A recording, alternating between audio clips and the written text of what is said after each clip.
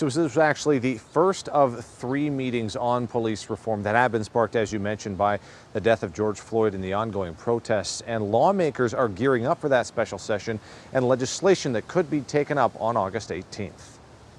We're constantly training. The roughly 3.5-hour-long hearing Wednesday featured law enforcement leaders from around the state expressing support or lack thereof for police reform suggestions. One widely accepted is to expand what an officer can be decertified for or barred from being an officer anywhere in Virginia to include excessive force, with one chief noting he's fired someone for that and they just get another policing job elsewhere in the state. And clearly, we have to be able to do something to put control measures in place to stop that. However, one speaker with the Virginia Sheriff's Association voiced concern about a civilian review board with power over sheriff's departments, saying since that position is elected, political opponents could attempt to get on them. So it takes on a little bit of a different approach than it would for other law enforcement agencies. And that's our concern with it, is that there would be unintended consequences. Meanwhile, several civil rights groups, including the ACLU, made presentations and, among other things, called for an end to qualified immunity for officers, which provides legal protection for them from civil lawsuits. And so this means that officers have little incentive to improve their practices and follow the law.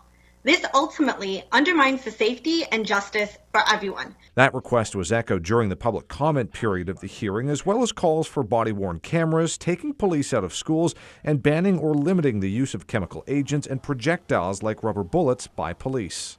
How can we argue to be a beacon of hope for the world when we are not a beacon of hope for our own people? Again, I urge this committee to consider the ramifications of the continued use of these devices and the immediate benefits of banning their use.